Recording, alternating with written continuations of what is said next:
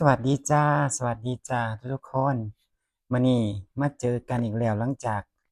พักผ่อนไปเนาะเสียงก็สิแหบๆแห้งๆจ้าทุกคน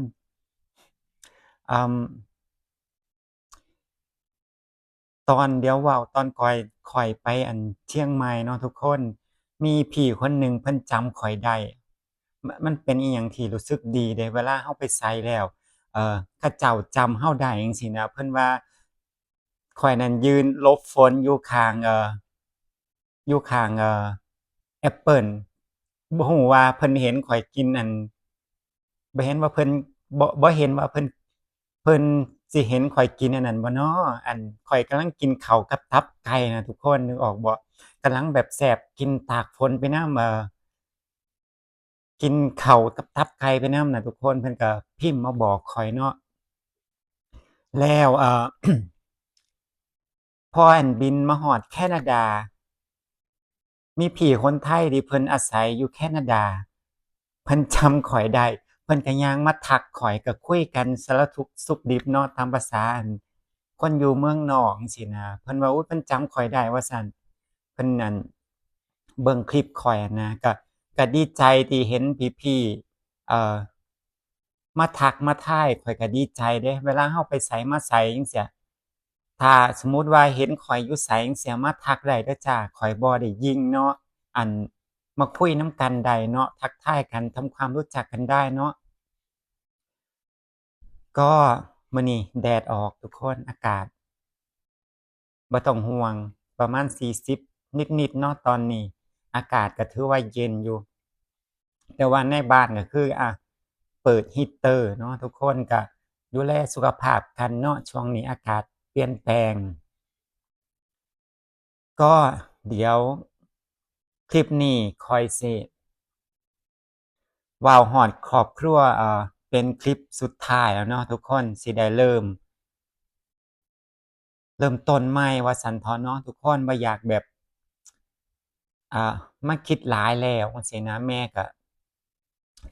จากไปแล้วเนาะแต่ข้อยสิมา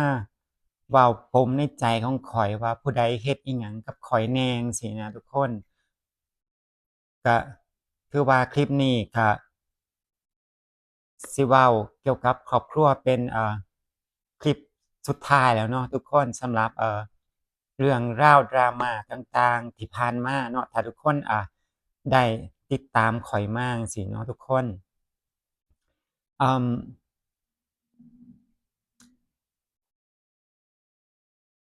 ถามว่าอายคนบ่ที่เอาครอบครัวมาเว้ามาแฉมาสาปมาส่ง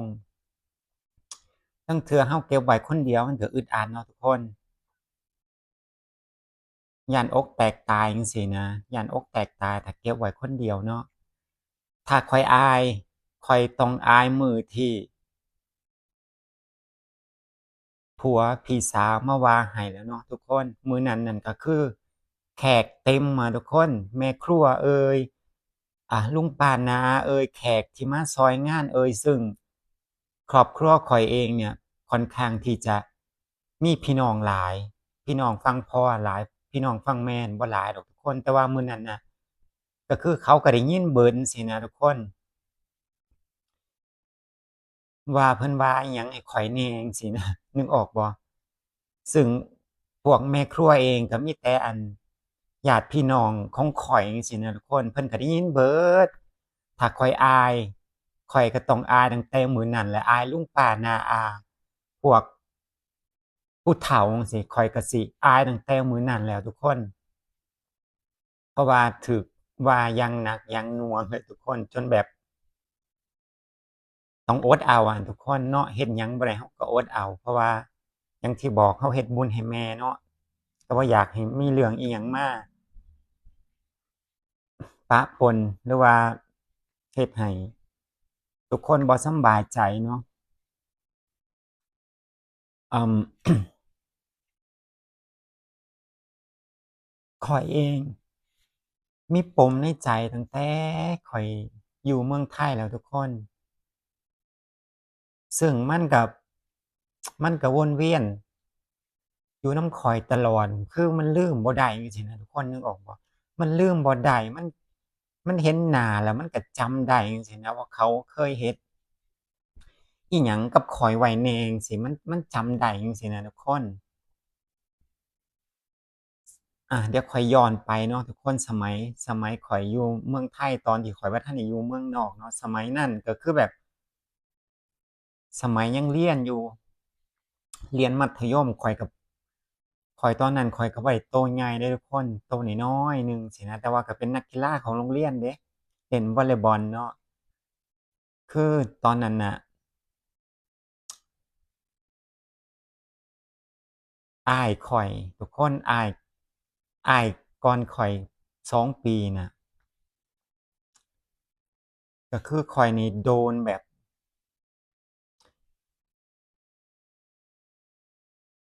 โดนเทิงเตะโดนเทิงตีจังซี้นะทุกคนนี่คือปมในใจข้อย คือข้อยอะสู้บ่ได้เพราะว่าตอนนั้นข้อยโตน้อยก็ได้แต่ร้องไห้เอาจั่งซี้นะทุกคนพ่อแม่ก็บ่กล้าห้ามก็บ่กล้ายุ่งเนาะเพราะว่าอ้ายข้อยน่ะมันเป็นคนที่ใจร้อนโมโหร้ายจังซี้นะทุกคนพ่อแม่ก็เลยบ่ค่อยแบบกล้ายุ่งนำมันปานใดจังซี้นะมันเป็นตั้งแต่ใดแต่ไรแล้วจั่งซี้เวลาเมามาหรือว่าเวลาอิหยังก็แล้วแต่จั่งซี้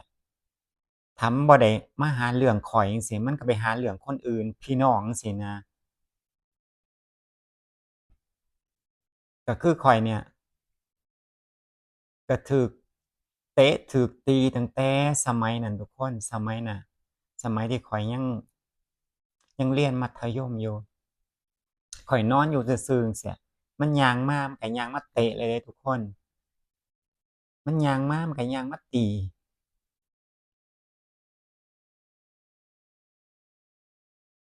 ซึ่งตอนนั้นเราก็เฮ็ดหยังบ่ได้ทุกคนก็ได้แต่ร้องไห้เนาะทุกคนเพราะว่าเราสู้เขาบ่ได้เราตัวน้อยจังซี้นะ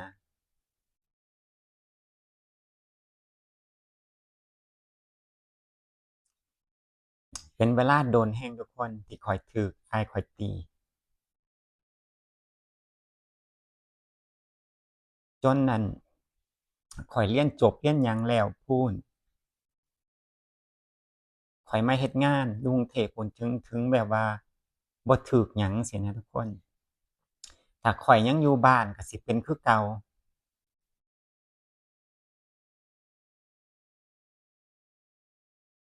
มันคือมันเป็นแผลในใจอะทุกคนนึกออกบ่มันเป็นแผลในใจตั้งแต่น้อยแล้วว่าเราถูกทำร้ายร่างกายเนาะทุกคน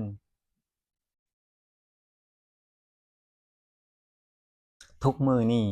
ข้อยก็พยายามลืมเดะพยายามลืมแต่เวลาเห็นหน้า อ้ายข้อยมันก็คิดฮอดบ่ได้จั่งซี้ว่าเพิ่นเคยเฮ็ดอิหยังนำข้อยแหน่จั่งซี้นะทุกมื้อนี้ก็ได้เงินจากข้อยนี่ล่ะใช้ตอนข้อยสิมาข้อยก็ฝากเงินไว้ให้ใช้เดะทุกคนตอนข้อยอยู่บ้านข้อยก็ให้เงินใช้จั่งซี้นะ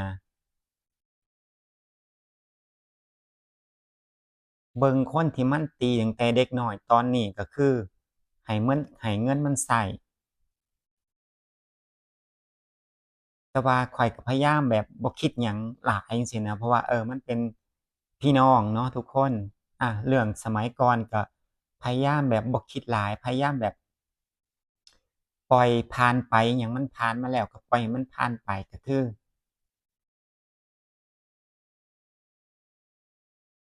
พยายาม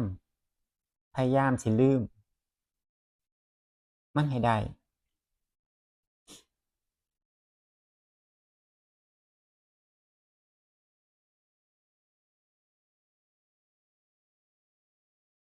แต่ว่าตอนนี้น่ะก็คือมันบ่กล้าเฮ็ดอิหยังข้อยแล้วทุกคนเพราะว่าข้อยเองข้อยก็ตัวใหญ่ ข้อยเองข้อยก็ตัวสูงจั่งซี้นะบ่แม่นตัวน้อยๆคือสมัยแต่กี้แล้วตอนนี้มันก็ถามว่ามันดีขึ้นบ่มันก็ดีขึ้นที่มันมีเมียมีเมียที่ที่คอยให้เงินใช้ก็คือเอ่อเฮ็ดกับข้าวกับน้ำจั่งซี้นะทุกคนเฮ็ดกับข้าวกับน้ำเฮ็ดแนวกินให้พ่อให้แม่ข้อยก็เลยให้เงินใช้แหน่จั่งซี้นะเวลาข้อยโอนเงินไปจั่งซี้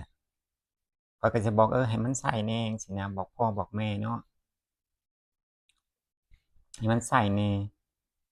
ตอนงานแม่ว่าหั้นข้อยก็ให้ทุกคนข้อยก็ให้แล้วก่อนสิข้อยมาอ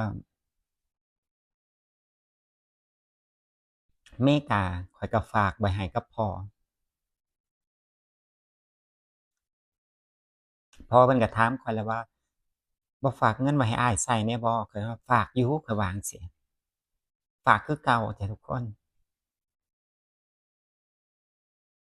ก็บ่เป็นหยังเนาะพี่น้องกันเราก็ก็ไปเข้าเบิ่งพ่อเบิ่งแม่จั่งซี้นะทุกคนส่วนเรื่องราวที่ผ่านมาก็พยายามบ่คิดพยายามบ่จำพยายามลืมเรื่องราวที่ทำให้เราเจ็บปวดนะทุกคน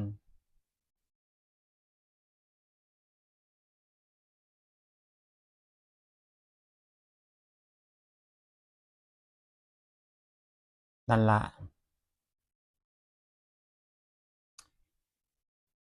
ช่วงที่ข้อยกลับไปปีใหม่จั่งซี้มันก็เป็นคนแบบคือแบบเฮ็ดให้พ่อให้แม่กินอยู่แต่ก็จมแต่ก็ปล่อยจังซี้นะทุกคนผู้เฒ่าเนาะผู้เฒ่าเพิ่นก็อยากได้ความห่วงใยจากลูกหลานเนาะทุกคนบ่แม่นมีหยังก็ร้ายมีหยังก็ตะคอกจังซี้นะ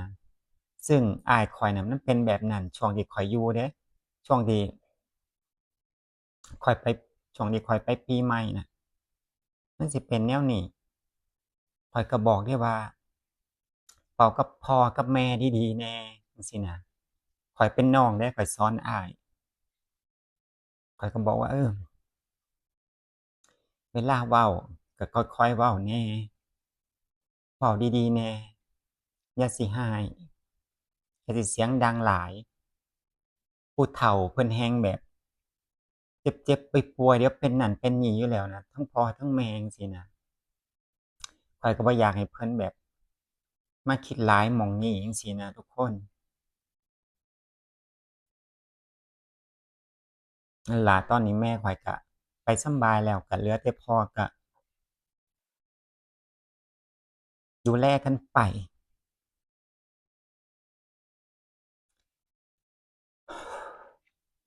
เอาเป็นว่าคลิปนี้